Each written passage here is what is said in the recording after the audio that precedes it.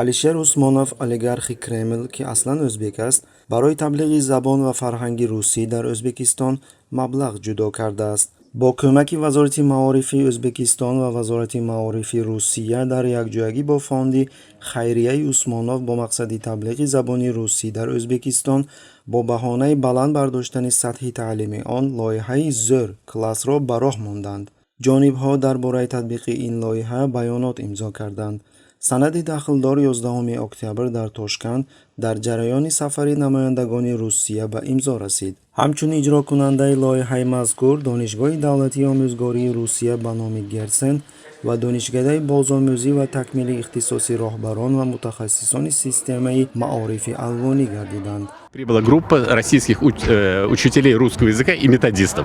барои иҷрои ин барнома 32 методисти рус ба O'zbekiston ташриф оварданд то сатҳи ҳозираи дониши забони русиро дар байни омӯзгорон ва хонандагони мактабҳои маҳаллӣ назорат кунанд. коршиносони рус сифати таълими забони русиро дар O'zbekiston арзёбӣ намуда, инчунин барои ҳамкорони хориҷии худ оид ба таълими он тавсияҳо таҳия мекунанд. барои соли 2021 ташрифи боз 100 мутахассиси рус ба нақша гирифта шудааст.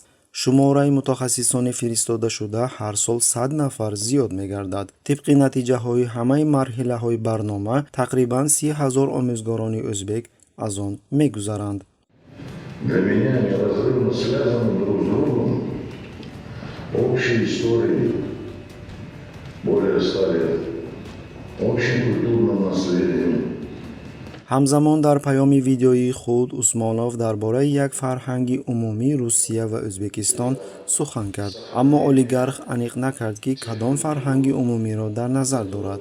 дар ниҳоят Русия ҳеҷ гоҳ бо халқҳои мусулмони Осиёи Миёна муттаҳид нашуда буд, ба истиснои истисмори хунини Туркистони Исломӣ аз ҷониби Русияи подшоҳӣ ва шӯравӣ.